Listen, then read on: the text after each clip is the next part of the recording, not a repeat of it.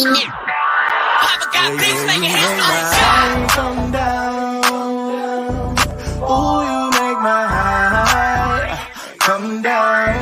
Always tripping when you come around. Never have to cut you out like right now. You see, I don't have to drive me. You can say that for your mama. Maybe you should smoke some. Me try the marijuana. I was never you good. The vibe was straight. Showed you a couple of things and they feeling strange. I treated you right. Everything was a gift from a time to your bag and the color on your lip. Welcome to the Seahawks Man-to-Man podcast, powered by Blue Wire. Shout out to the new company. My name is Michael-Shawn and You guys can follow me wherever on whatever Elon Musk is calling that app these days. My @ name has not changed. At Mike Dugar, that is MikeDugar. Shout out to everyone who is either watching or listening via our YouTube channel. Seahawks Man-to-Man is the name of the channel. Make sure you like and subscribe, even if you are someone who just listens via audio. Also, make sure to follow us on Instagram. Seahawks Man-to-Man is the name of the Instagram handle, and Seahawks Man-to-Man on TikTok as well. We're making sure to have recurring content on both of those platforms. Thank you in advance for following us on both of those. Chris, go ahead and talk to him. What is going on, everybody? It's your boy, Christopher Kidd. You can follow me on Twitter at CKIDD206, and that is CKid206. All right. We are coming to you with another post-game episode. The Seahawks handled business, stood on business, as the kids would say. Beat up on a beat up Dolphins team, 24-3. Defense lifted them to 3-0. They are one of, I believe, let me double check. They are one of two remaining unbeatens in the NFC. I believe the Vikings are the other one. I'm just throwing out the AFC because it doesn't matter a ton. But if you are curious, there are only two unbeatens in the AFC as well. At least at the time of this recording, they are Pittsburgh and Kansas City. Buffalo plays on Monday night. I feel like there's another Monday nighter as well. Oh, it's the Bengals and Commanders. I ain't watching that. But that doesn't involve unbeaten teams. So moral of that story, Buffalo is also 2-0. So 3 unbeatens in the AFC, at least at the time of this recording. But the NFC is what Seattle should focus on. There's only 2 unbeatens. The Vikings are 3-0, and the Seahawks are 3-0. More importantly, arguably more important, is that the Seahawks are atop the NFC West as well, with the Rams pulling one out of their keister and beating the 49ers, coming back to beat the 49ers. That was nuts. Right. And now I think I tweeted the division standings after the game. Everyone, I believe, is 1-2. That is correct. Everyone is 1-2. The Seahawks are 3-0. Now the Seahawks have not played a conference game yet. They've beaten 3 AFC teams. So I mean, there's still so much that can happen. But that's just it's a nice. I mean, I'm old enough to remember them being in first place, flying home from Germany, and you see how that went. You know, barely a wild card team by week 18. So a lot of things can happen. You still got to handle business. But to spin it back to this game, Chris, more importantly, you got to beat the bad teams. You can't give games away in this league. And first off, you can only play who's on your schedule, so it is what it is. Really, don't really complain about the opponent too much, right? You can't play the Chiefs every week, so you can only beat who's in front of you. But we've seen, Chris, just within the last couple seasons, like if we only limit it to the Geno Smith quarterback era of the Seahawks, we've seen them lose to the entire NFC South in a year that all 4 teams finished with losing records. Yuck. What were some other bad losses? That Raiders loss in 2022 was bad. I don't remember what the Raiders record was at the time, but they were bad. Who else? What's some other bad ones they dropped? They dropped any bad ones last year? Last year, I'm trying to remember. I'm sure they did now that I think about it, just because, let's see, they didn't lose to the Cardinals at the end. They got that one. The Titans, they beat the Titans. Oh, the Steelers. That was a bad loss. And I feel you, but it wasn't. I guess I don't know where I stand with that, but I don't know if it was that bad. Just because the Steelers. Oh wow, I think everyone they lost to last year went to the playoffs, with the exception of the Bengals. Oh wow, that's an interesting point there. I don't think I peeped that. Yeah, everyone they lost to went to the playoffs. I believe the Steelers went to the playoffs, right? Yeah, I think so. Tomlin's made it to the postseason for the last forever. Yeah, no, that dude is he, oh yeah, they went and lost to Buffalo. So yeah, the only team that they lost to last year that didn't make the playoffs was the Bengals, and Commanders? that was Oh, they beat the Commanders by they 3. beat the Commanders. Yeah, Yeah, that's so right. they only lost to one non-playoff team, and that was the Bengals. But Joe Burrow got hurt. Otherwise, I'm sure they probably would have snuck in. So but anyway, they beat the snot out of the Dolphins. Defense did the heavy lifting. Shout out to the defense. This could easily have been one of those games where they just blow it. We've seen that happen in the past as well, losing to teams led by Colt McCoy twice. Lost to Teddy Bridgewater Saints in 2019. I think They lost to they the Saints in 2022 when freaking Taysom Hill became, I don't know who he was. He was just unstoppable. That was a well, yeah, bad he was loss. Cam Newton. Yeah. Yeah, that was yeah, that Oh, was that was that was pretty bad. they lost to the Panthers Yeah, late like I said, December. the whole NFC South that year Yep. had losing records, and they lost to everyone. So yeah, I mean we've seen it, but in particular with backup quarterbacks, we've seen that not go their way either. Like last year Yeah. with the Steelers, and I've watched them lose to Colt McCoy twice. So um, these are never a gimme, and you want to stay on the defense. Some of the things that we talked about, earlier in the week came to fruition. I talked on our one big thing show last what was that dropped on Wednesday. I talked about the pressure, the ways they were bringing pressure without blitzing. I figured that they were probably due for a big day, in the sack department, because pressure burst pipes, eventually if you're getting near the quarterback often enough, something bad is going to happen for the offense. And then they had 6 sacks today, got Skylar Thompson 5 times, knocked him out of the game. Hope he's okay. But I mean, that felt inevitable in the first half. Like that final play of the first half, I feel like if you could have placed a bet to be like, is Skylar Thompson going to finish the game healthy? I feel like a lot of people would have picked no, because that boy has no pocket presence. He held that ball for 10 years in a day for Derek Hall to just clean his clock, just had no running clock in his head, which was just inexcusable. It's not a surprise that he later was knocked out of the games. So they beat the snot out of him. I had some stats in my story today that probably sum up best what they were able to do on defense. The Dolphins only averaged 3.7 yards per play. You do that for a season, everyone's getting fired. 6 sacks. The Dolphins were 1 for 15 on 3rd and 4th down combined. That's disgusting. You do that for a season, everyone's getting fired as well. Tyreek Hill and Waddle did a bunch of nothing, combined for 66 yards.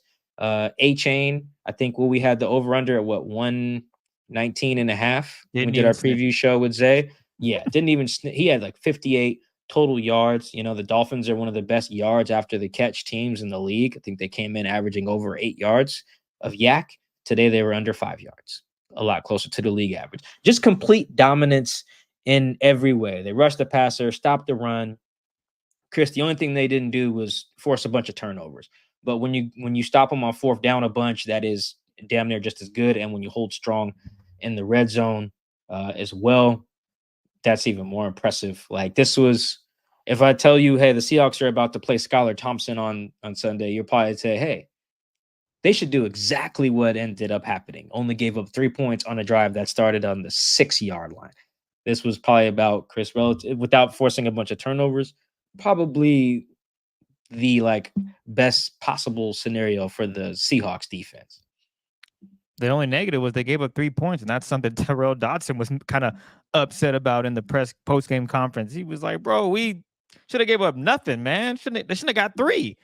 But that is what And that's not even their fault. That's the offense's fault. it really is. The turnovers. I guess I don't want to pivot away from the defense quite yet, but you hit on basically everything. So I guess I will pivot. I'm not a big fan of the Seahawks they're already killing these dudes, and they are being ultra aggressive. I personally don't see the point in that. 3rd and 21, trying to have Geno drop back and just run the ball and punt it. Your defense has been money. The Skylar Thompson dude was irrelevant. He ended up leaving the game. The defense was fine. I had no concern about putting that defense back out there. If anything, you're getting them more reps. They're playing more together. They're understanding what they're trying to do. I just didn't want anyone to get hurt, obviously, because the game was out. There was no need for that. There was Are at you least referring to Geno's second interception? Is that what you're yes, referring to? yeah, Okay, yeah. backed up against the Reds against the goal line. I'm thinking they're just gonna run a screen or run Oh, it, that's his. So you're referring to his first or his second one? First one was in the red in the end zone. Second one's 3rd and 21. That gets batted in the air by a lineman. Two and then different they ran it. interceptions. Okay, well, I didn't like either of them. Yeah, That's the so third and premise. 15 was out of the end zone. They Didn't like that threw. He one. tries to hit And then Charbonnet to pick it third and off. 21 was it right? Yeah, third and Didn't 21. I believe yeah, Calais Campbell bats the ball in the yes. air. There's no Some need. guy catches it, and No then that need. leads to the goal line stand The Seahawks are by up Spillier. 20. I think at that point it was 24 to well, the first one obviously they went up 24-3. They're up to 17-3, but there's no need. Skyler is not a threat. They had the game in hand. Focus on trying to be a better run blocking team. I know it's 3rd and 21, but come on. Really, you're gonna drop Geno back and try to force it in there? The game is in the Seahawks' hands. Just play a little conservative. Let Michael Dixon boot it out. You guys play great defense and go from there. That's what I wanted to see. I just got kind of why are they doing this? It's 3rd and 21. Why is Geno trying to find a deep pass here? There's really no need in my eyes. I didn't see the need for it. I know they want to be aggressive, but the defense has been playing nails, standing on business as you see on the screen for our YouTube watchers. So that was kind of my nitpick thing that when I saw it live, I'm thinking, yo, for what? And when I go back and watch the tape, it's gonna be probably the same thing. Oh, maybe someone was open, but why even risk it, man? Just run the ball, run a screen, live to fight another day. I know the Seahawks offense wasn't great on third down. They went 3 of 11.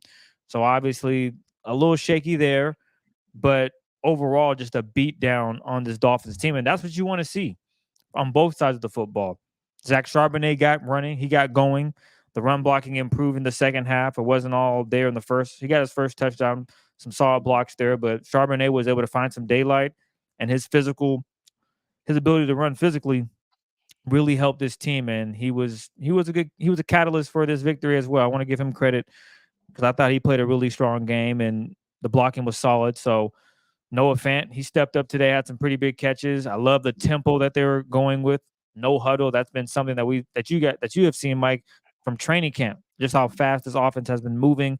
And I thought they did that pretty well. It was just the third down woes that kind of haunted them. But I think they'll be better moving forward. But that's kind of what I got from the game. Stop forcing things on third and long when you have a 17-point or 14-point lead, and then it became 17 points. And you're not losing. I could see if the Seahawks were down 21-3. Okay, yeah, 3rd and 21. Maybe you can try to get something here. But when you're up, play it safe. It's not end all be all. You have time. The mistakes you can work on because my golly, was there a lot of penalties. Mike and I were talking off wax. Woo. The last 2 minutes of the first half, I think lasted 20 minutes because of the special teams penalties, because of the Dolphins just playing terribly, and the Seahawks had a few penalties as well. But outside of that, stand on business as we've said before. So I thought it was a solid win, and there wasn't, oh man, who is the Skylar dude? He's thrown for 200 yards and 2 touchdowns. What is going on? That wasn't happening. The DBs were sticky. The linebackers did a really good job for the most part. I know Tyrese Knight is still getting the hang of things, and we got to see Drake Thomas out there. I'm sure it's because Tyrese is making a few mistakes, and they're like, "All right, buddy, we we got to move on from this because we got to fine tune some things." So he's still gonna learn. He's a rookie. He's gonna have some bumps and bruises along the way, but hopefully in the next few weeks he gets more of an opportunity and has a better understanding of the defense because with Jerome Baker's hamstring, I don't know when he's going to return. That's a tough one to shake. So Tyrese is definitely going to be in the mix again unless Drake Thomas just becomes that guy and finds his way on the field. So I'll monitor that situation to see how it goes. But I believe in Tyrese, and hopefully he gets an opportunity next week to learn and be better.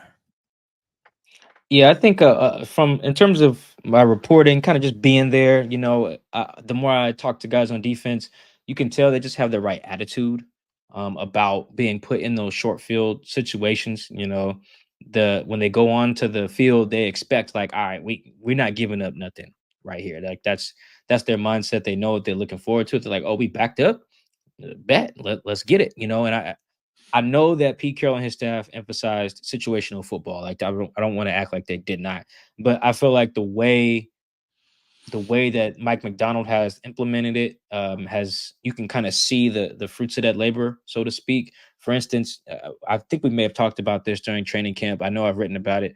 Uh, what Mike Macdonald does during practice is he'll just randomly in the middle of the practice be like, "All right, stop everything.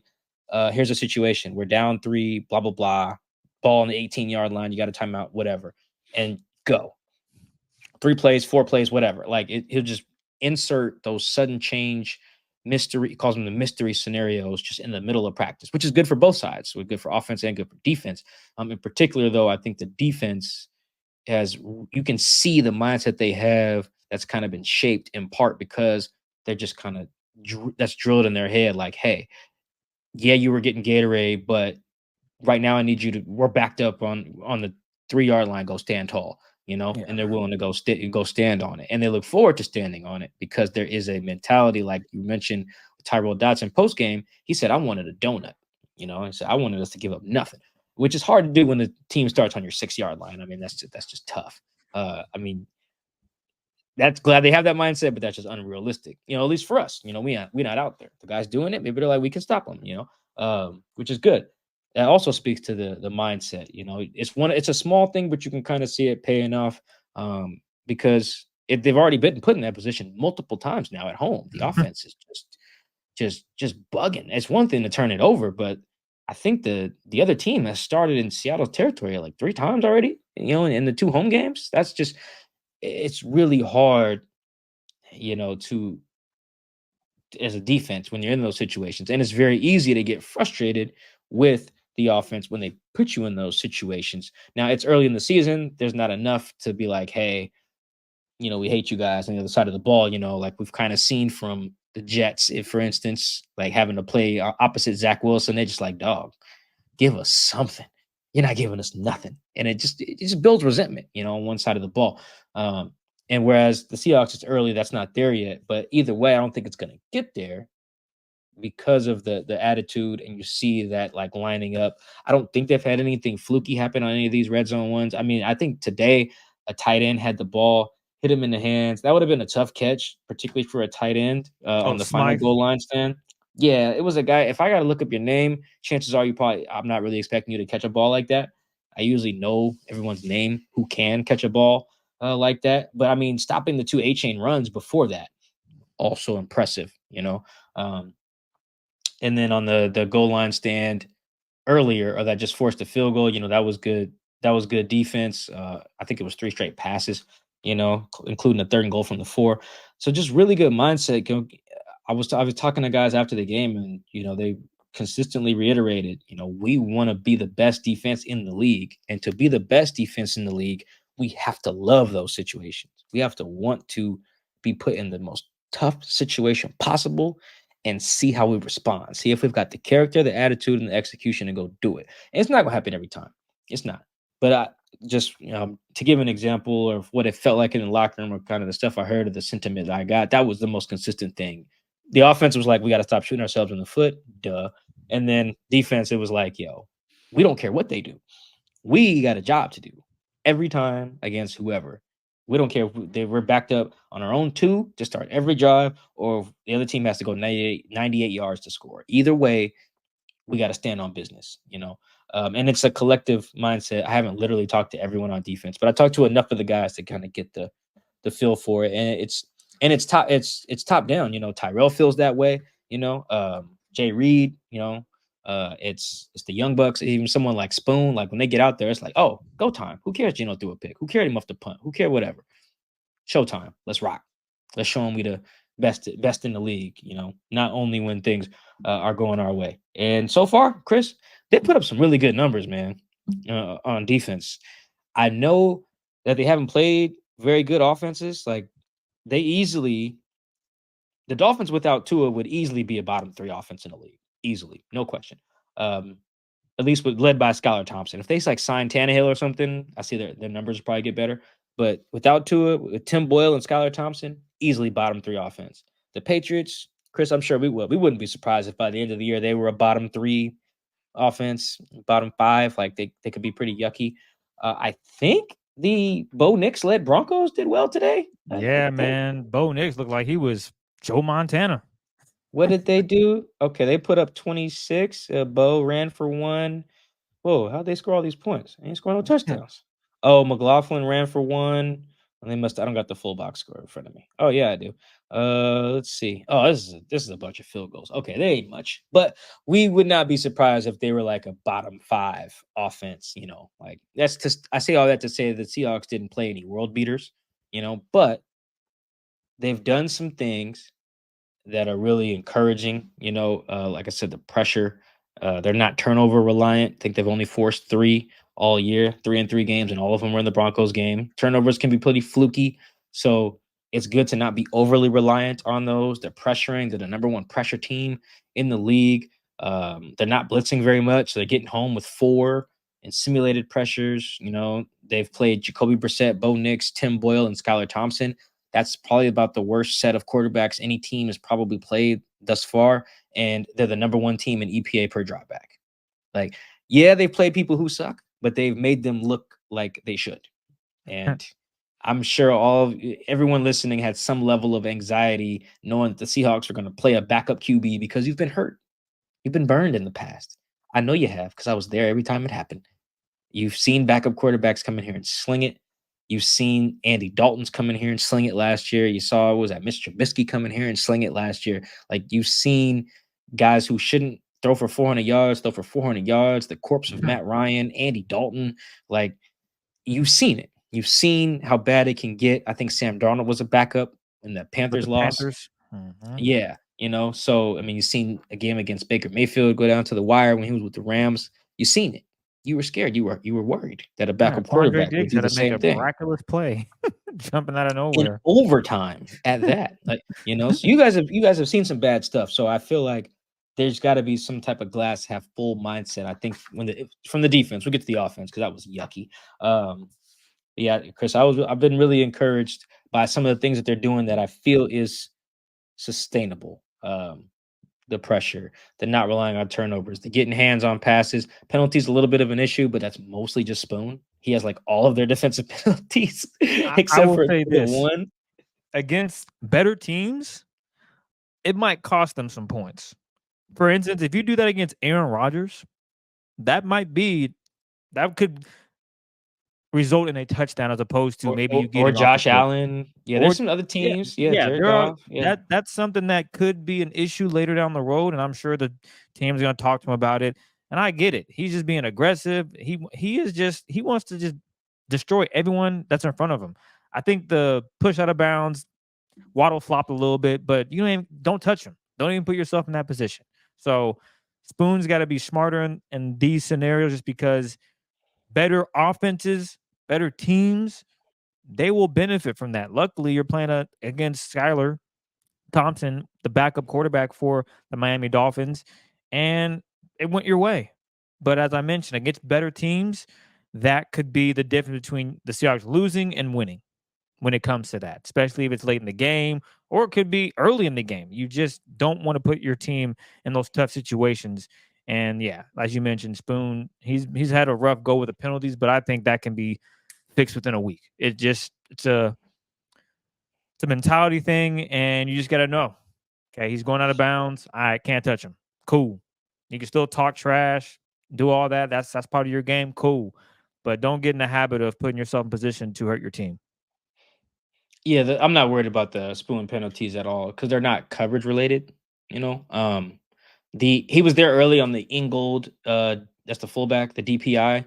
Yeah. He was early on that one. The other ones are all just like you said, over aggression, pushing a guy late out of bounds. He just shoved Jalen Polk last week or whoever it was, Thornton. That was like just for no. It's the No same reason. shove that Ramsey actually gave DK today. Yeah, I was thinking the same thing. I said, "How is that not a flag?" But But you can do it when when the the quarterback quarterback, leaves the yeah, pocket. yeah. Jacoby was still in the pocket when Spoon did it. So, and then the illegal contact from the Patriots game, I don't think was a flag at all. Actually, it was a flag, but I don't think he did the wrong thing, so to speak. So it's like I don't think if these were coverage issues, I would say okay, that's a problem. Like you do the whole Trey Flowers don't get your head around thing. He ain't having that issue, so I don't foresee that being a problem. It really is just like you said, just cool down. Like you don't Like you're getting there early, you're shoving guys. Like you don't gotta do that.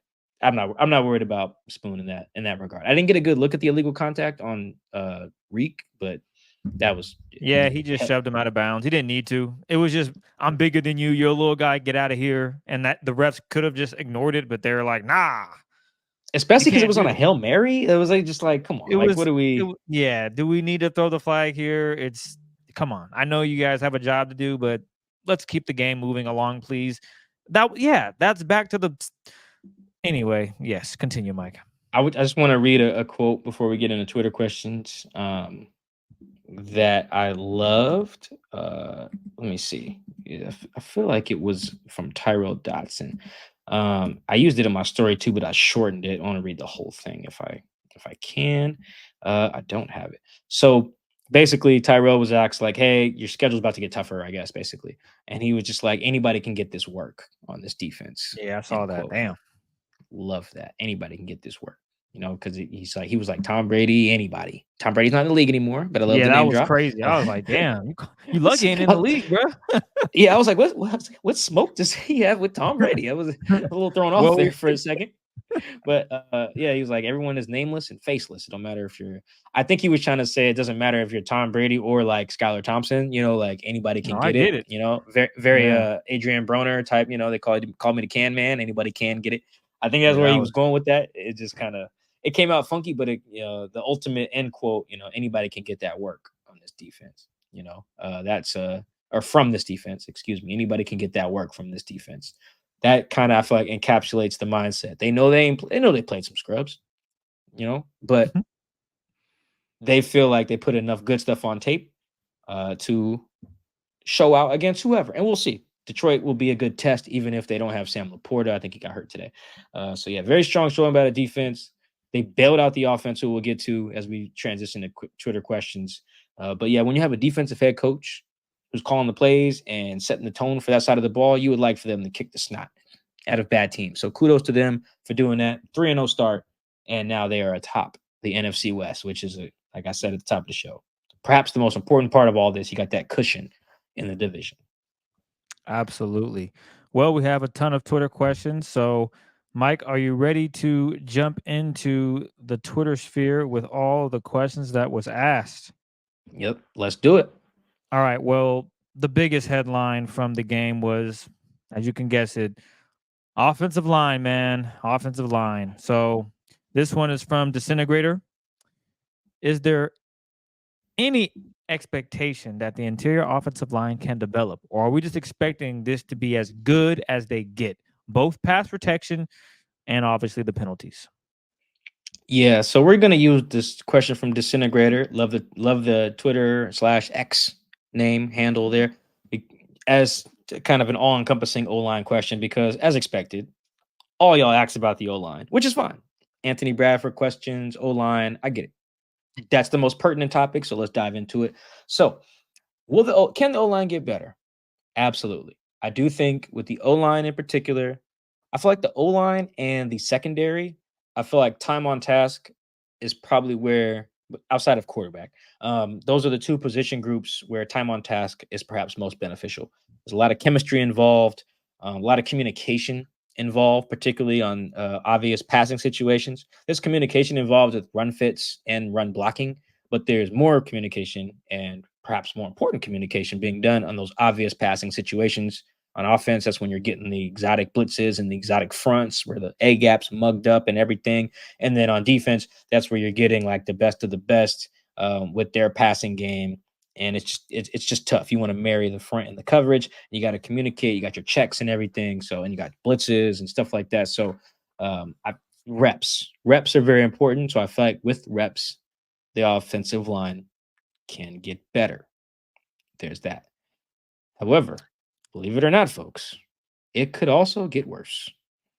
It could get worse. I hate to be the bearer of bad news there, but for as much as we're kind of adjusting for or acknowledging the strength of schedule or lack thereof by these opposing offenses, if you look at some of these D lines, these are not scary D lines they've played. They've played at competent defenses, but the D lines themselves have not been very scary. I think the best pass rusher the best pass rushers on the Broncos are like good players. Like I think one of them's named like Benito or something, kid from like Cooper. yeah, Jonathan Cooper, and then Zach Allen, I think the interior cat who's good. And then on the Patriots, it was Keon White, obviously, and then not a ton after that by way of pass rush. And then against the Dolphins, Jalen Phillips is like solid. They don't have Bradley Chubb back yet. The 39-year-old or 57-year-old Calais Campbell, they're not, this is not the stretch of pass rushers that should strain your O line in terms of, and that's not even just pass rush, just D line talent in general, right? We can use run blocking to measure that as well. We're just not looking at beasts up front. We're looking at like solid players generally, at least based on history and how they played against the Seahawks. Chris, it's Ooh, about next to week. get much nastier immediately. Aiden Hutchinson, bad boy. And they got some other good players too. But Aiden Hutchinson is like the head of the snake, right? Monster. They played good against him last year with backup tackles, but he's one of them dudes who you can't expect that every time you play him because he's just a monster. McNeil's good. I think they got Marcus Davenport too, who's given the Seahawks problems in the past. That's next week. After that, you got the Giants front, which beat the hell out of Deshaun Watson today, and will do that to a lot of QBs this year. Dexter Lawrence, Kayvon Thibodeau, Brian Burns. I think he got to Deshaun. And then you got the Niners, and right after that, you already know what that front can do. Atlanta's front, not super scared of, but then you got the Bills, and then you got the Rams, whose front's not scary, but productive, even without Aaron Donald. But these next three, that'll really test you. Lions, Giants, Niners. All conference games, two of them at home, and then one division game. Like, the reason I bring that up is because I'm really worried about the O line because these should have been games where they dominated, and they did not. They got handled, and in a lot of ways, they got in their own way, and that's also troubling because not only were they fighting the opponent, they were fighting themselves. I mean, look at these third downs today. I had a running tally on Twitter. I don't know. I don't even need to look for my tweet. Chris, can I read you their first 9 third downs? Oh, I can My- probably give them to you, but go ahead. I'm here for I it. got them right here. I got them right here. Third and 15, third and 15, third and 5, which they converted, third and 17, third and 16, third and 22, third and 6, which led to a sack, third and 25, third and 22. And it wasn't even just, if it was one person, like we can talk about Anthony Bradford, which we will, but if it was one person, then okay, that's a personnel thing and get him out of here. It was everybody. Yeah. Like, it's Connor Williams, and it's not even just penalties, but yeah, Connor Williams. I think Farrell Brown had a penalty in there. He had a couple.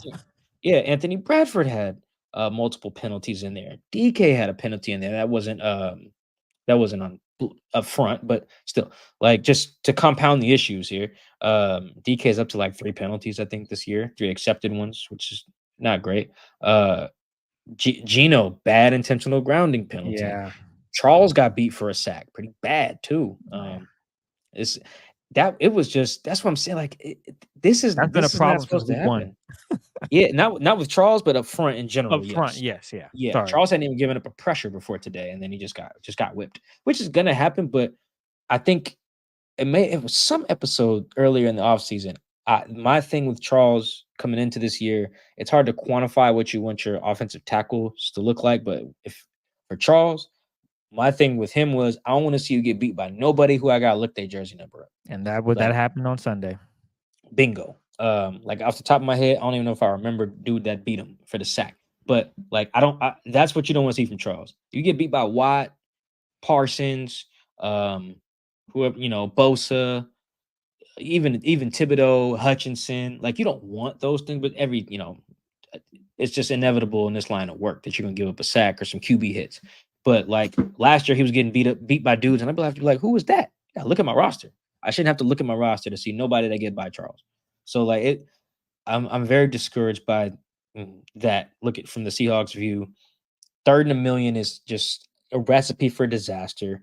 And to your point, Chris, the reason that I would have run the ball, at least on that 3rd and 21, maybe not on 3rd and 15, just because that was earlier in the game, and you hadn't been dominating yet, whereas in 3rd and 21, you had a 2-touchdown lead. The reason I would have run the ball instead of trying to go for it, which ended up getting intercepted, is because of how bad the front had been. I wouldn't have wanted to just put Geno in harm's way, because that's the other part of the O-line thing too. The more hits he takes, because the O-line, the more susceptible he is to injury. And I think Sam Howell's a fine young man. I don't think the Seahawks are going to be good if he has to quarterback them every week. That's just the reality of it. And that's Chris. Before we even get to the run blocking, I'm really concerned. There is holds, it's missed blocks. Like, I don't know what they talked about on the broadcast. There was several runs earlier in the first half where like the lineman ends up facing Zach Charbonnet. And I'm like, bro, he's supposed to run behind your jersey number on your back. You shouldn't be looking face to face at him. There was multiple times when that happened. And when they can't get the ground game going, and you're talking about 3rd and long against a shaky O-line, then any D line can get to you. Like I said, I think it can get better, just purely off time on task, having film to look at. Maybe getting Abe Lucas back. Have no idea when that'll happen. Yeah, maybe getting him back. Like, there's a world where they get better up front, but based on the schedule and some of the pass rushers they have to face, there's also a world where this gets worse. Maybe Geno gets out of it, but even today was just such a great example. Like, when you have to get out of jams, it can get ugly. I think Tyler Lockett was open on that 3rd and 21, but there's pressure in Geno's face. Boom, the ball gets tipped in the air. Like, Geno was smart to try to avoid a sack there in the 3rd and 15, because that would have been a safety. He probably should have thrown it at Zach's feet. That way, if you miss low instead of missing high. But the problem was there was a guy wrapped around his ankles. There's the issue. Shouldn't happen. So I do think it'll get better. And I think, Chris, I feel like we had like 5 people ask if John Schneider can make a trade. The answer is yes. However, I don't think it's early enough in the year where you get like what the Giants were in last year. Where they're like, oh, damn, we stink. We ain't going nowhere. Let's unload some assets. You saw the Commanders do that last year as well, get rid of Chase Young and Montez Sweat. You saw the Giants kind of do that. They were like, all right, we're probably not going to re-sign Leonard. Let's get something for him because our team stinks. I don't think, Chris, if looking around the league, I don't think anyone who has linemen worth a damn is in that position. There's some teams that are 0-3, but like you don't want anyone from the Titans O-line right now, I don't believe. Who's the other 0-for teams? The Jacksonville Jaguars, although they could win on Monday night. But as it stands, I don't think you want any of their linemen. You could maybe want a lineman from like Cleveland. But I mean, like I said, they got their butts whooped today and they're 1-2, but I think they could easily turn that around pretty quick. Who else is any offers? Everyone from the NFC has at least one win. So, everyone's a win away from 500. So nobody there is booty cheeks enough, to borrow a phrase from you. No one's booty enough to want to punt on their linemen. It's tough enough to get people to punt on linemen as is, but I feel like you got to get teams to be really bad for like, all right, let's unload pass protection. Like, then you're just asking your QB to get. It's one thing to unload a pass rusher or a corner or something, maybe even a receiver, but you want to unload pass protection. I mean, that's what you got to do if you're like, oh, and whatever. Shoot, even the Panthers got a win today. Bryce Young, buddy, you're done. Anyway, side note, but yeah, I just don't. I think it's too early. I think it's too early. John's probably got some teams on his radar. For instance, when they beat the Giants in Week 4 last year, the Giants kind of at that point were like, yo, we suck. They didn't trade Leonard till later, but at that point is kind of when it was like, all right, this isn't going anywhere. So I feel like maybe after next week, maybe even the week after that, Week 4 or 5, that's when the calls maybe can start to happen in earnest, with the O-line. But right now it's kind of just like, yo, guys, get better. Get better, please. And man, Chris, I'm not a fan of rotating linemen.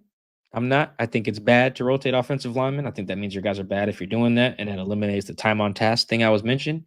But I can't blame all the people in our mentions asking us about Christian Haynes, because I hear Anthony Bradford's name every week in the press box. And it ain't because he's getting the Walter Payton Man of the Year award.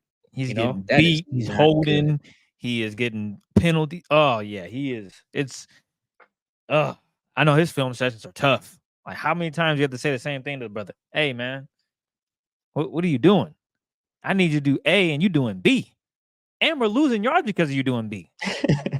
I didn't mean to be funny, but it's rough, man. It is rough. I obviously Christian. Yeah, your cousin actually was no, maybe it wasn't your cousin. Someone hit me up and was like, "Why not just put Haynes in?" I said, "Bro, they're trying to find some rhythm. You can't just throw Haynes in there after 4 plays and then Bradford, you're back in. That's just throwing everything amok. Nothing's going to work." But at this point, I don't know what else they can do. They got to play better. We've been saying that for the past 3 weeks. Bradford he's had a great play followed by 4 bad plays. That is not going to cut it.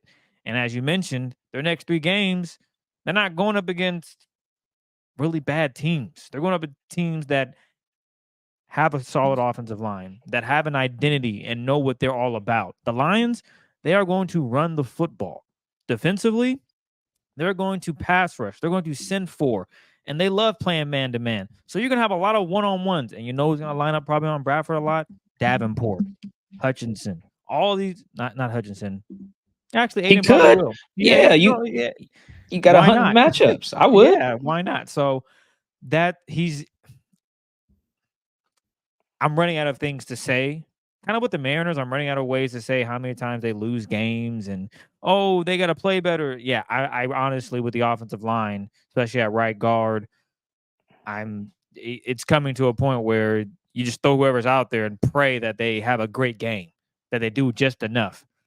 Because someone asked, "Hey, can you scheme out of it?" Well, if I run a bubble screen, if I roll Gino out to the right and the guard gets beat inside, he starts holding. I called a great play, just roll to the right.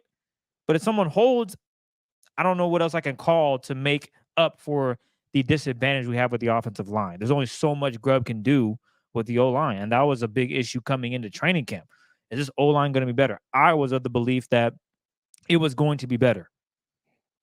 You can argue and say, well, they're 3-0, so it's working to some degree. Yeah, Zach Charbonnet, he scored 2 touchdowns.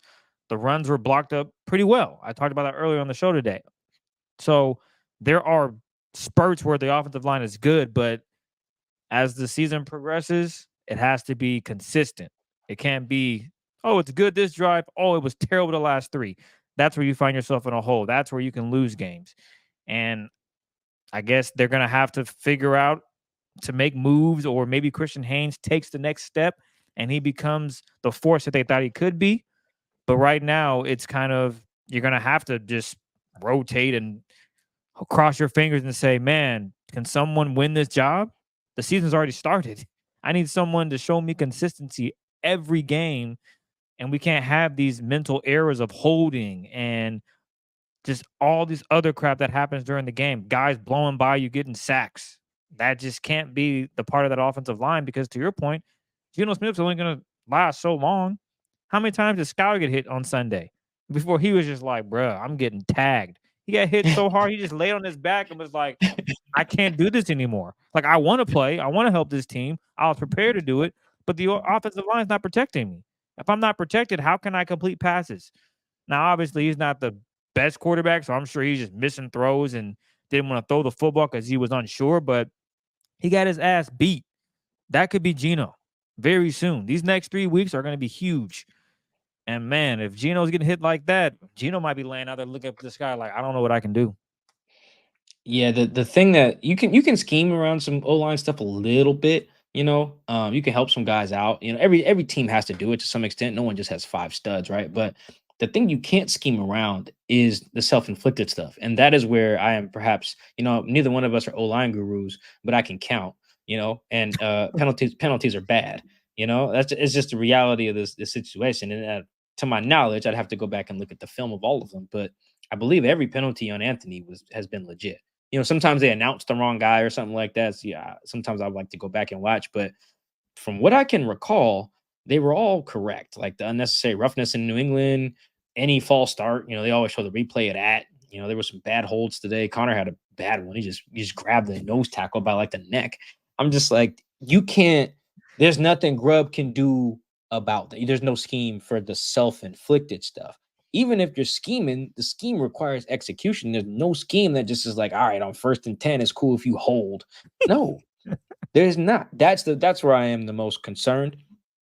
I do think that if you can eliminate at the very least the procedural stuff, Mm. which is doable, then they'll be able to survive. But I'm not even saying using the word thrive, just purely survive, That's crazy. purely survive, because those are the real killers to me is false starts and stuff. It's like, bro, we know the cadence, we do, they don't. Like, how we not all on the same accord? It bugs me when the center false starts. I'd never understand that. I think that happened today too. So that would be my hope. Because I don't think just everyone's just gonna magically start playing better. I do think it'll take some time, but the thing that the bottom bare minimum this week should be we not gonna have no penalties on us. That's it. The O-line, that should be it. They probably have a fine system within the team that they don't tell us to, but it should, whatever it is, triple it, double it, whatever. You gotta go buy roof Chris for everybody or something like that, or you gotta buy everyone G-Wagons if you get a false start. Like whatever. You got just something. I don't care what it is. Some type of incentive, because that is if you eliminate those, I feel like you can be better. I got a better You can idea. improve your baseline. You know how you have a curse jar? Make a sack jar. Make a penalty jar. You just throw 10 bands in there every time you have a false start. Yeah, Every I'm time, cool with that. Yeah. yeah. No food. Yeah. How about you just drop 10, 20 bands in there for every penalty and sack that you give up? That'll hit your pockets. Sack, I'm not sure. It's a performance thing, but penalties for sure. Penalties for sure. I'll tell you. I'm sticking on sacks. Because some of these sacks, I'm like, bro, he hit you in the shoulder pad, swam through the middle, and you was in the dust, looking around like, oh, he beat me? Nah, man, you can't have that. Not no the argument not there. the just swoop, whoop, and I'm there. Come on, man. I think no argument there. And yeah, because I think that's what raises your floor right there. If you can just play a clean game, because the offense has actually been very sloppy. It's been penalties on like damn near everybody on offense. Like it's been pretty nuts. Whereas the defense has been much cleaner. I think for real, the defense has only had penalties on Spoon and Reek. I think that's it. It just probably feels like a lot because Spoon has a lot. I think he's been called for 4 in 3 games, and then Reek's been called for 1. But as a defense, they are playing pretty clean. Like not a lot of no face masks, or they haven't jumped off sides. Maybe I just cursed them, but like in general, they've just been playing pretty clean. I think you can expect the same thing of the offensive line in particular. That should be the bare minimum, because they're just getting every penalty there is: false start, holding, ineligible man downfield, necessary roughness. It's like, dog, play a clean game. I think that's attainable. So yeah, I'm concerned. I don't think there's many people they can go look and try to trade for. And I think they should probably trot out Christian Haynes, but I mean, it's already been a competition. So if this is what wins the competition, I'm not. Who knows what it could look like if you put the other guy in? But I think you have to do something. You can't just say, "Hey guys, play better," because this is only potentially could get worse up front based on who's coming up on the schedule. This next one is from Brad. Is the defense actually good, or have the Seahawks just played bad teams? Good question. Fair question. I might even do an article on this week. I think the answer is yes, to both. And for reasons that I kind of touched on earlier, I'm a big pressure rate person because of what I know it can do. I mean, look what it did to Geno today. Geno usually protects the ball, and eventually pressure just puts you in situations where you could screw up. And even if it's not like super bad, Geno's 3 interceptions, honestly, on the season are a direct result of pressure. Like he didn't make like bad reads in either of them. He had a guy, he was hitting the knees on 2 of them, and he had a batted ball on the third one. Like, yes, he should protect the ball, but that shows you what pressure can do, even if you're not getting sacks, which is why I'm a big pressure guy. The Seahawks lead the league in pressure rate at 45%. That's nuts. They're top 10 in sack rate, and they're blitzing at the 5th lowest rate in the league. So you're getting home with 4. May not matter who the 4 are, whether it's you dropping a lineman and blitzing Spoon or Jenkins or Love or whatever, or Reek, you're getting there. That's usually pretty sustainable. And it looks like something that is Mike Macdonald has brought directly from Baltimore. They were pressuring the hell out of people from everywhere. So I think that is very sustainable. The third down defense is very good. I think it's fourth best in the league right now. They're only allowing a third down conversion 26% of the time. That's really good. The league average, for what it's worth, is 37%. So they're kicking ass there. And like I mentioned earlier, they're number one in EPA per dropback. That means you're kicking butt. For real, kicking butt. And then, like I said, they're not forcing turnovers. Now, usually that'd be a bad thing, but I don't think in the NFL, you don't want to rely on turnovers. They're great to have, but like fumbles are really funky. The ball can hit the ground, and what happens after that is not a talent thing. It's just, the ball can bounce anywhere. And when the ball gets batted in the air, also not a talent thing. It can go right to your guy, it can go right to the other guy. Like we've seen batted balls that lead to pick sixes, and we've seen batted balls go right back to the quarterback. It can just whatever. You don't want to rely on those. Again, they're nice to have, but you don't want to rely on them. So if you're a nasty defense without those, and the turnovers are more like a byproduct of your other good stuff you're doing, like the cherry on top, not like the thing you do well, then I think that leads to more sustainability. So those things I'm encouraged by. The run defense has like generally been good. They basically just had like a bad half, I guess, the Patriots, basically. So yes, like we talked about earlier, they have played bad teams, but some of the things that they're doing, not even getting into the schematics or anything. I feel like those things that they're doing them at a high enough level that I think they'll be sustainable. Will they lead the league in pressure rate all year? Probably not, but I do think they can probably be like a top 5 team for the season. Probably like a top 10 team on third down, top 10 team on EPA per drop back. Like those things are good. And their red zone defense has been solid as well. So all of these things, I think you can sustain. The red zone defense might come down a little bit as you play some teams, with functioning quarterbacks. But in general, I look at those numbers: turnovers, EPA per drop back, third down D, pressure, blitz rate. Like blitz rate's real low. All of those things tell me, okay, your defense is not relying on outlier things to be good.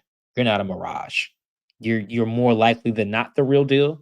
Like Chris and I were just alluding to, these offenses coming up will test whether they are the real deal.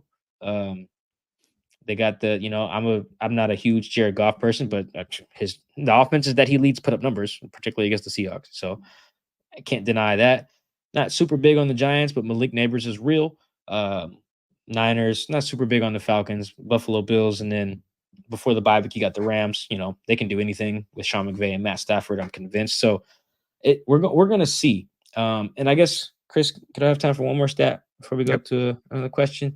The Seahawks are one of the best teams. I don't have it in front of me, but they're one of the best teams guarding receivers. Anyone who plays fantasy football probably can tell that, particularly if you use the ESPN fantasy thing that has the little red next to your guys when they're about to play the Seahawks.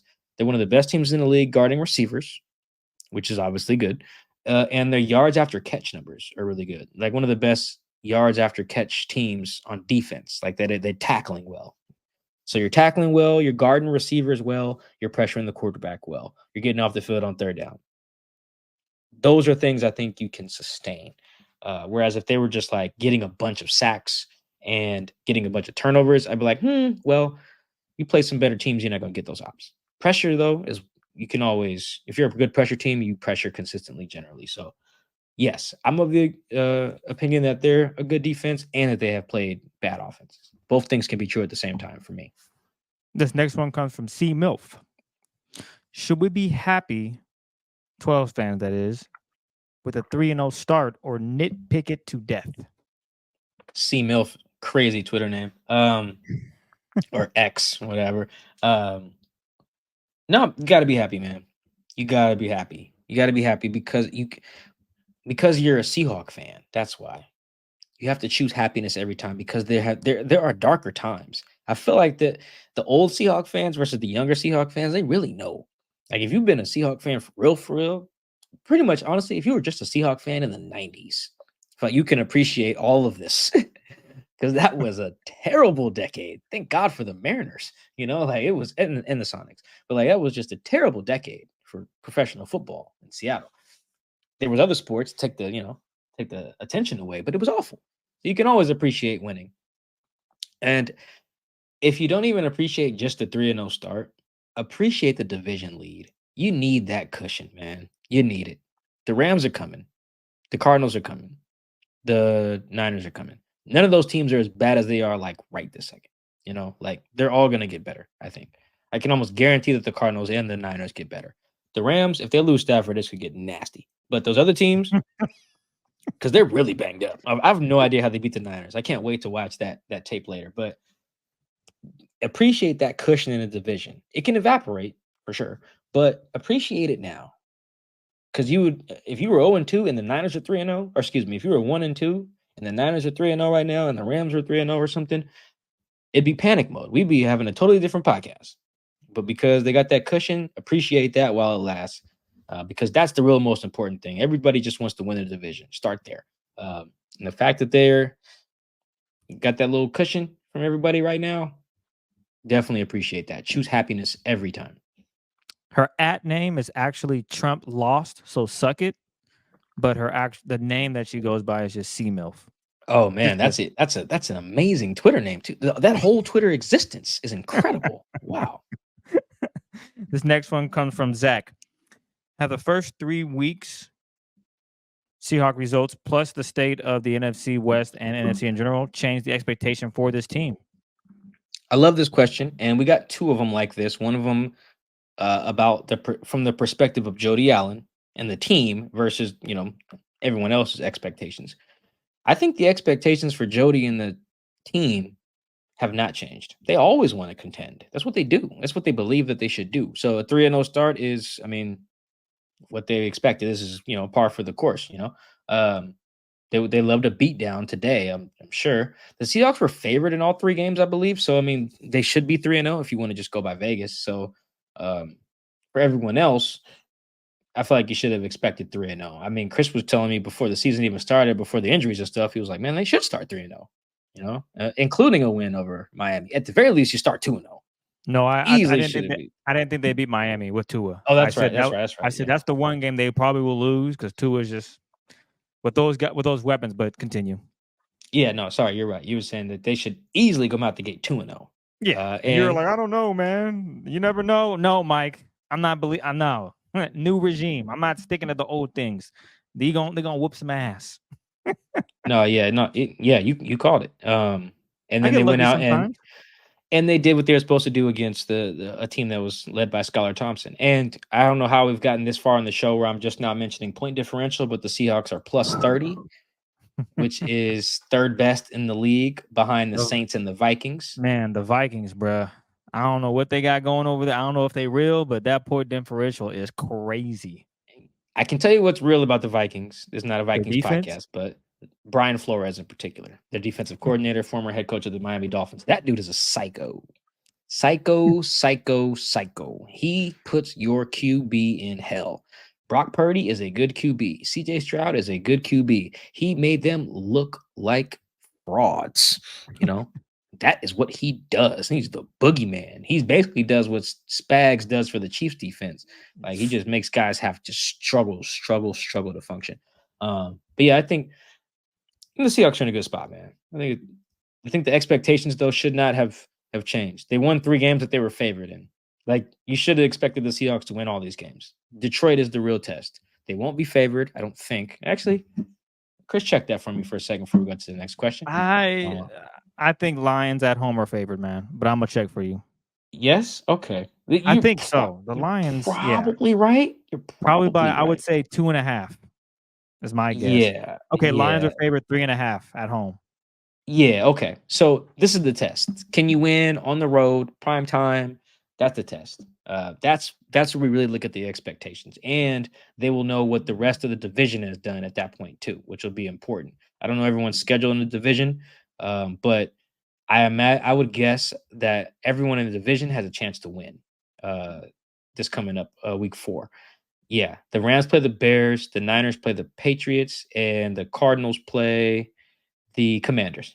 It wouldn't surprise me if every team in the division won by the time Seattle kicks off Monday. So that's the real test. Can't wait for that. This next one comes from AZN Canadian 12. Can the Seahawks defense continue to dominate with injuries piling up on the defensive line? I'm a little concerned about the run defense if they're without Big Cat, um, who hurt his ribs. You can play through ribs. I mean, he came back in the game when he got hurt today, which is like encouraging. I mean, it's not that bad in theory. I don't know, not reporting that. But the hamstring. I mean, me and Chris are we know we've had hamstring. Both of us have had hamstring injuries. Those bad boys hurt, and you cannot play through that.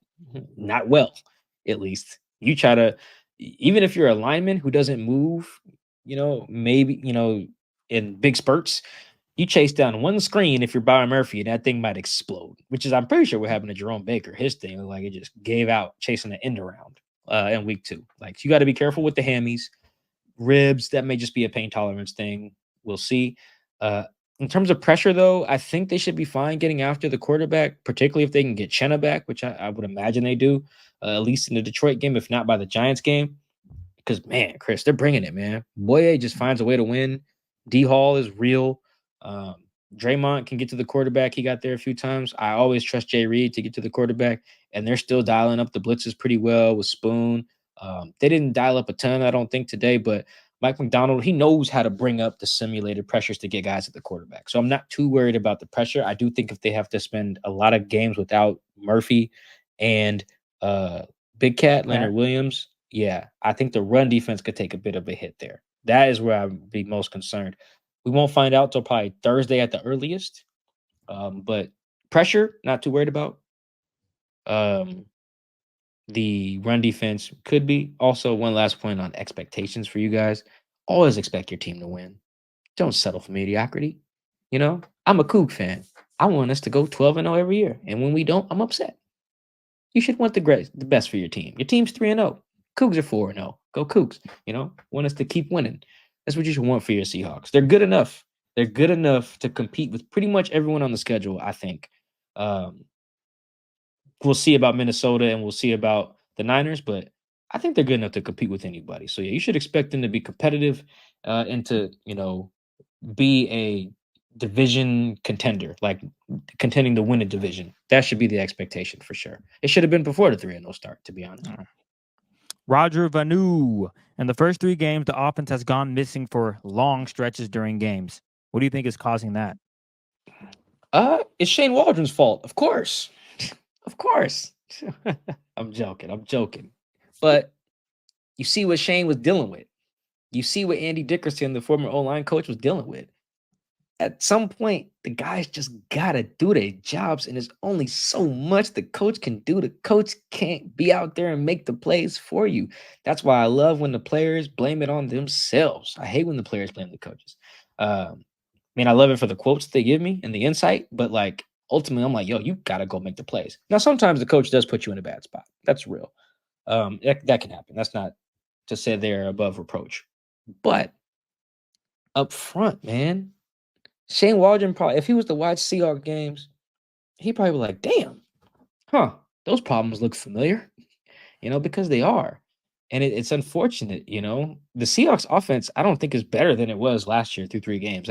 Statistically, it could be. I'm not going to look all that up right now, but just off the eye test, it doesn't look like a better offense. It just looks like a different one that has the same problems, which was also a foreseeable outcome when they fired everybody. Not to say that Shane and the staff needed to stay, but some of the problems they were having, not all of them, some of the problems they were having were just a personnel thing. If your big boys cannot block, I don't care who you are as a coordinator. I know a lot of like the you want the team to run the ball. Everyone's always asking to run the ball more, run the ball more. You still got to be good at that too.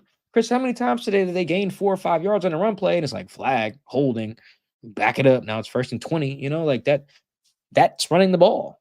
At some point somebody tweeted me during the first half and was like, oh, Zach's only got 12 carries. I'm like, man, in my head, I was like, you're lucky to have 12. That counted. You probably would have 15 without penalties. So I think that's the issue. I feel like you can't have a consistent offense that doesn't vanish at times without a consistent O-line. And I really, because when if these guys can put it together, Chris, Did you see the pass protection on DK's touchdown? That's what you would want every possession. My man was able Oh to run a my slant god. go and was naked, beat the safety. Beautiful call. Everybody executed because week 1 they tried to hit DK. Well, they didn't even try because Gino was just, oh my god, there's a defender in my face. I gotta just throw it to JSN or Tyler Lock or whoever it was. But on that play, to your point, Mike, they held up. It was perfectly blocked, and you saw what Gino could do with time. And the thing that really, if I'm Grubb and Scott Huff, their new O-line coach, I'm showing that film not because it was a touchdown, because it's a sign of what could be. Gino's arm strength is nuts. He didn't hitch up at all. Hitching mean like stepping up, like to make the throw. That brother threw a flat-footed dot with pressure in, with no room to step up. Through a dot. That arm strength is nuts. If you just give that dude time and give Grubb and his people time to scheme up the plays, they'll be fine. It really doesn't even seem like that much of a scheme thing, without watching the film of the game.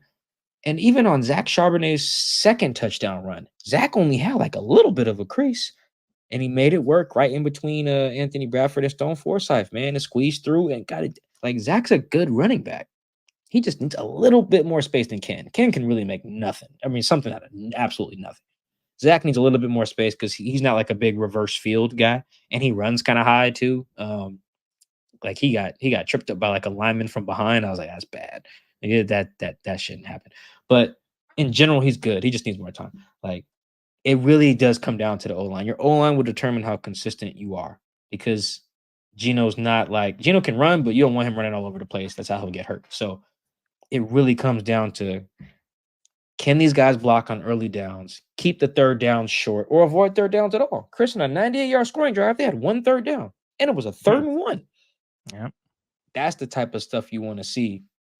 And it really just comes down to whether you guys can be consistent or just not have back-breaking plays. Like even on that 98-yard drive, there was a penalty. It was on Laken Tomlinson for a false start. But they overcame that because that turned a 2nd and 1 into a 2nd and 5 or whatever, and they were able to figure that out. But that drive, that tempo you mentioned earlier, you can only go tempo if you get some yards on first down. If you're flagged for holding, no tempo. So Kills it. it's really about the execution up front. Those are the guys. It's not just the O-line too. Tight ends have some penalties today. They've had penalties in every game. So it's everybody. Everybody just got to not F up on early downs. And I feel like they can move the ball on pretty much whoever.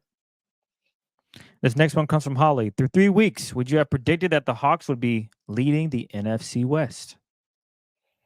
No, probably not. I was a big Niners guy. I just think that the Niners are a well-coached team, a good team.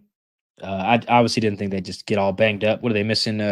With Juwan Jennings or whatever turned into Megatron today? Debo, George Kittle, Christian, yeah. Yeah, I mean, that's just not the Niners, That's their Injuries are entire just killing offense. people. I mean, look Trent at the Williams Rams also went O-line. down. Oh, Trent got hurt today too? I don't know if he came back in the second half, but I know walking into the locker room for the first, going into halftime, it looked like he was banged up. So maybe he came back out in the second half. But yeah, they're definitely going through injury hell right now. Yeah, and the Rams are going through injury hell as well. So, I mean, that's just and they still won today, but, like, that's injuries change everything. Like, the Niners are so good because they're loaded, but if you take Kittle off the team, you take Debo off the team, you take CMC off the team, then, yeah, they can lose to anybody. That's just kinda how it goes. It's hard to scheme around that even though, like, apparently, according to the box score, Juwan Jennings looked like Jerry Rice. Go figure. Yeah, and then the Rams are without Puka and Cup, right? Cup didn't play Yes. today either. So, And they have yeah. no O-line. Oh my, yeah. I mean, good God, yeah. Go back to what's the name question, MILF. Like, yo, appreciate this because it could be worse. I Yeah. know it's bad injury wise up here. No Chenna could be without Murph, could be without Big Cat.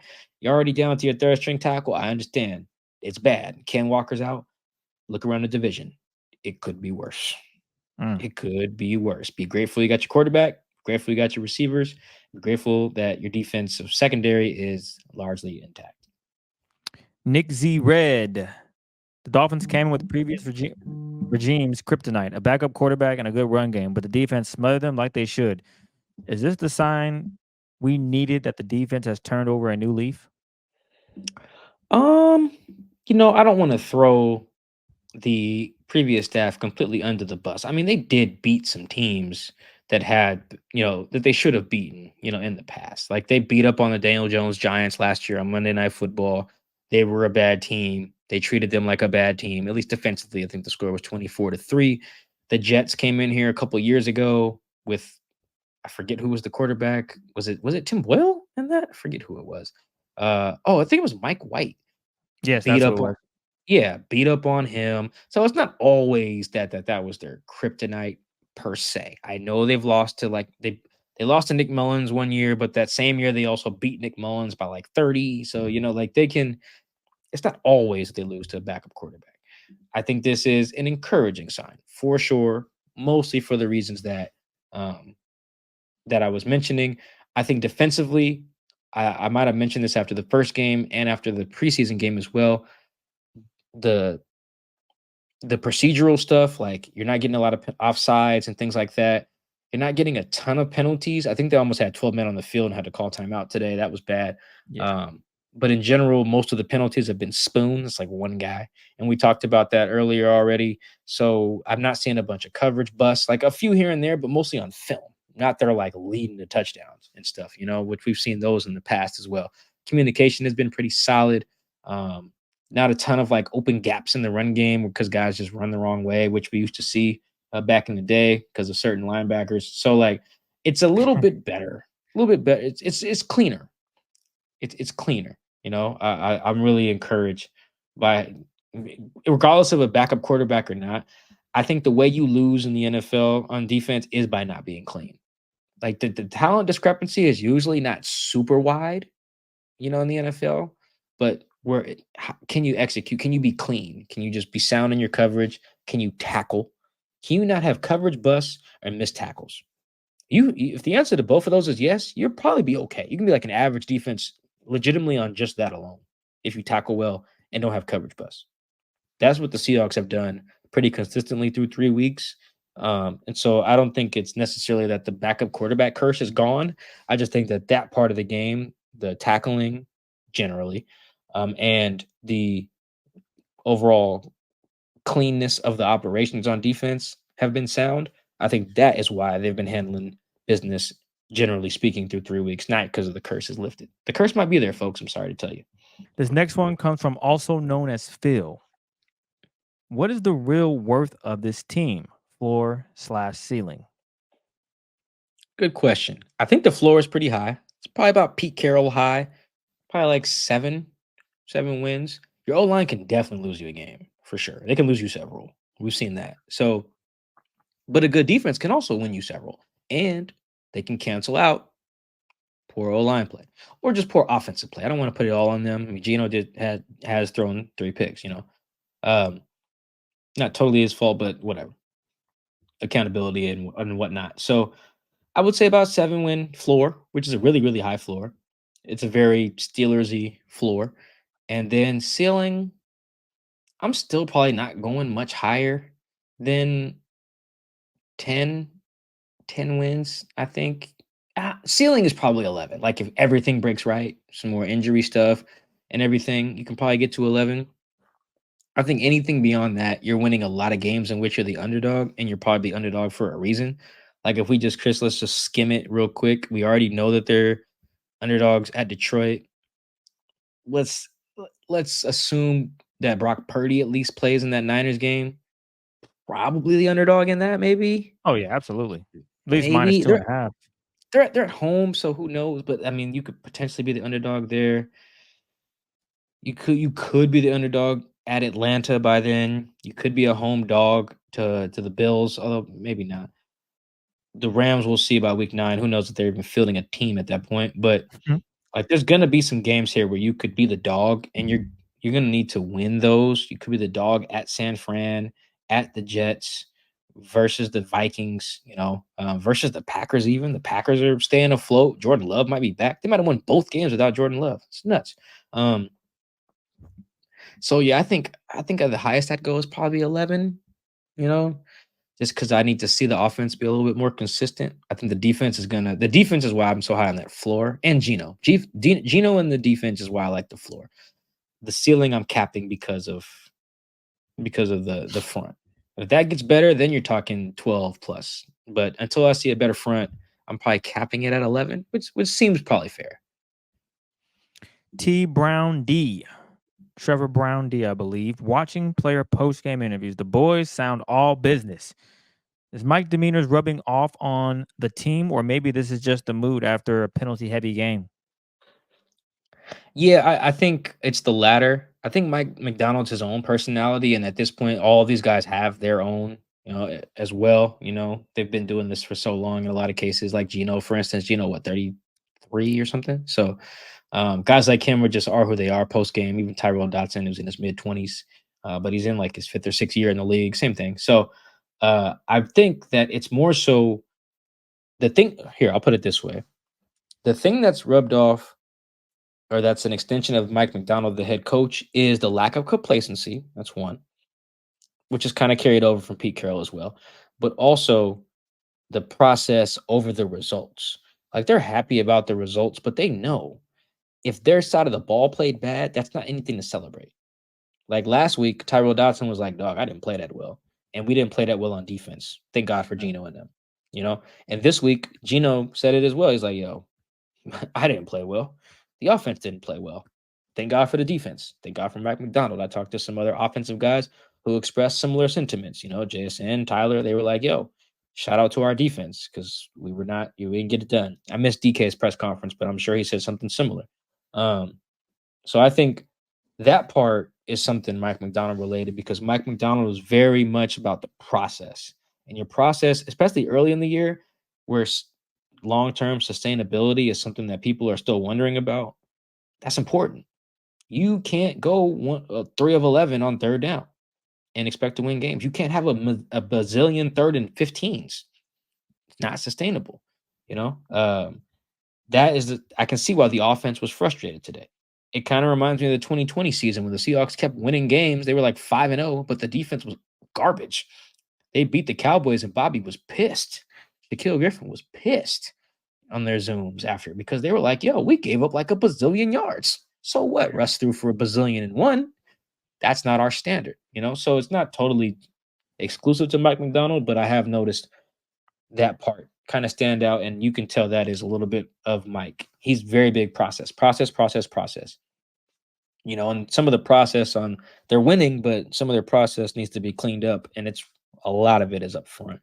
Almost damn near all of it, to be honest, is up front. So I think that's where it comes from, is just the process. The offense knows its process was bad. The result was good. They'll take the result every time.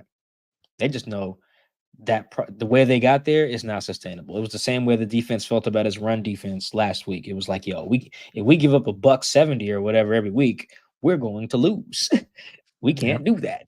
Even though we won today, can't keep doing that. So I think that's where it comes from a little bit, just valuing the process.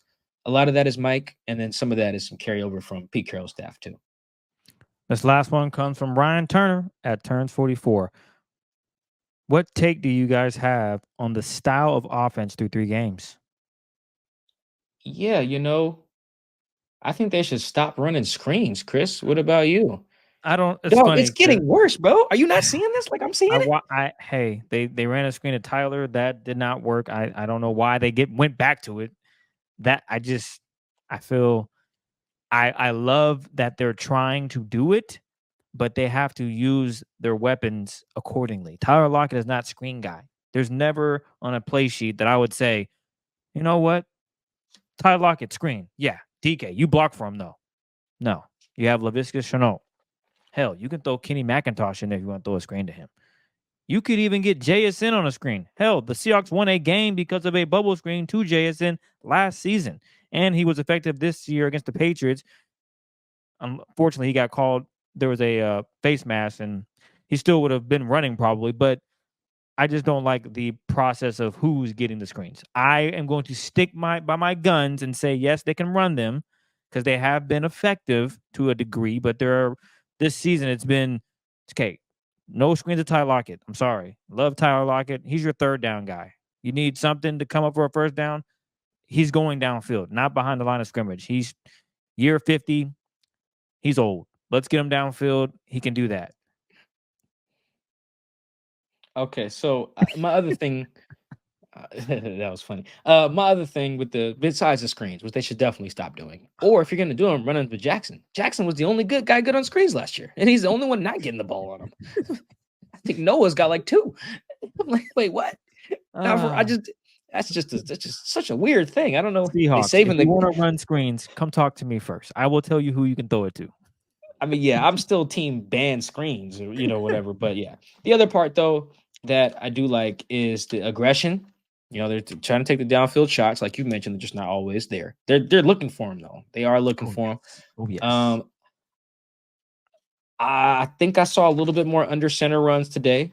I'll have a lot of UCs in my notebook instead of SGs for shotgun. That was good. We're not big fans of shotgun runs on this show. I though would like to see a little bit to help the run game a little bit. I would like to see some heavier personnel, like Bring really them go 2 tight ends back, man. I haven't seen that. They're using them a little bit, Not a often. little. Not as often. Last season, it No, was like it's definitely not. No, you're right about that. Like they're not using them nearly as much. Here, actually, I can but I look this get it. up. It's a new OC. I get it. It's They're pass using heavy. 12 personnel at the 17th highest rate, and they're using 13 personnel at the 15th highest rate. Now, this is a kind of small samples earlier in the year, but not near the top like they've been in the past. At least in 2022, they were near the top. Maybe I would up those a little bit, to try to get the run game going because you're telegraphing it a little bit when you put in, let's say you put in 3 heavies and like Jake Bobo, that's probably it means you're gonna run it. But you know what? If you're really trying to establish that you're a tough physical team, you can run it when they think you're gonna run it. I think we laughed at Brian Schottenheimer when he said that in 2018 when he got hired that we want to run the ball and the defense knows it's coming. I've matured a little bit. I understand what he was trying to say. Delivery was poor, but I understand what he was trying to say a lot better now. 6 years removed from that comment, and I feel like if they want to get the run game going more, and you're not gonna roster a fullback, which I'm fine with, and you're gonna use Brady Russell in that role or whatever. Now that you've got Farrell Brown back, I feel like you can start using heavier sets, and even if they load up and match with their heavies on defense, go ahead, run it anyway just to kind of establish that physical presence, particularly while your O line is struggling. Because that's stylistically, that's probably the only complaint I have. Like if you know that your O line is struggling, to be consistent, bring your big boys in there. Because between AJ Barner and Farrow, I think you have 2 really good run blocking tight ends, and I think Farrow and Noah can catch. So if you do need to throw out of those looks, you can do it just like you were able to last year. So that will kind of be the only stylistic thing. Otherwise, I feel like Grubb's dialing up good stuff, just like Shane was dialing up good stuff before. But once you can't block, can't run none of the good stuff. Even that double move today, it never happens. It doesn't happen if Connor Williams gets like put on his back, right? Like you need time for Gino to make that. So that's probably the only style change I would make, and I actually think that would make a big difference because that run game wildly, wildly, wildly inconsistent, and that is not good. No, it's not. So, those are all your Twitter questions. We appreciate all of you for asking away. We know it's a lot about the offensive line, and I think we did a good job of covering that in the first portion of the Twitter questions because there was a lot of questions about what to do. Anthony Bradford, Christian Haynes. Seattle's got a lot of homework to do, and screens are a part of it. So, hey guys, there's that. They don't But gotta be. Why run a screen? because it Why keeps the run a defense on their screen? toes. You got to respect my speed back here. You got to respect these guys because we can run this and boom, it could work out. So far, they have, I think, maybe 30 yards total on screens. So it's not the best sample size. But you know what, Mike? By week 10, I think the screen game will be money, assuming the offensive Can I line. offer a solution, a compromise of sorts on the Yeah, screens? don't throw the Tyler Lockett. There you go. That's one. Well, there's that. That's one. May I offer another one before we sign off? A serious one, Um, yes, absolutely. there was a play in the Patriots game. We're not going to show it right this second, but maybe we can do this for a YouTube short or something, or for Instagram. There was a play in the Patriots game where there was a 3rd and a million or 2nd and a million, and they ran basically DK on like a crosser, and they had everyone else run their routes in the same direction so that when DK caught it, he basically had blockers in I front know of what you're him. So talking about. it yes, and I can find that play as well. That effectively worked as a screen, Yes. but was not a traditional rely on the O-line screen. Run that too. I'm with it. I feel like those are get more of those where you kind of get natural screen setups, and you can run those to anybody. You can run those with Noah. You can run those with Jackson. You can run those with DK. You can even run those with LaVisca. I feel like those are the answer, not the traditional screen setup. I feel like we can meet in the middle on those because I want to ban them. You want to keep running them. We're gonna go in circles. Those type of plays, those are our middle ground right there. Is those type of plays like a half screen? Run the half screen. Let's call it that till we get a better name. Dear Ryan Grubb, run the half screen. Sincerely, management. Just Mike. Sincerely, Mike, but I'm willing to go 50-50 on it. So yeah, there's that. But again, thank you guys for joining us on another episode of Seahawks Man to Man. We appreciate all the love and support. Be sure to go follow us on TikTok, Seahawks Man to Man, Instagram, Seahawks Man to Man, as well as we're posting more content on there as the season progresses. We will come back later this week, a few days here from now, with our Seahawks are playing the Lions. So we'll chat with Colton Pouncey of The Athletic, get his thoughts on this big matchup. If I'm not mistaken, Gino was undefeated against the Lions. So will he keep that streak going as he heads to With the Detroit? Seahawks. I don't know With if the he Seahawks, played them. excuse me. Yes, that's true. That's true. So we'll test that out. But Mike, is there anything else you want to add before we get out of here? Yeah, thank you for all of your support. I want to make sure I always do that, every week. We would not be here without y'all. We appreciate all of the Instagram follows and shares and TikTok and the reposts on X, Twitter, whatever the hell that thing is called, and all the questions, all the love. I'm thinking me and Chris are going to brainstorm. I think we're coming up at some point on our 4,000th subscriber on YouTube. I want to make sure whoever that 4,000 person is, I want to do something special for you.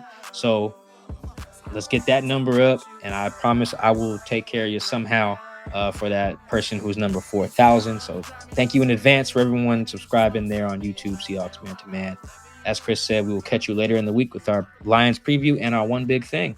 Until then, peace.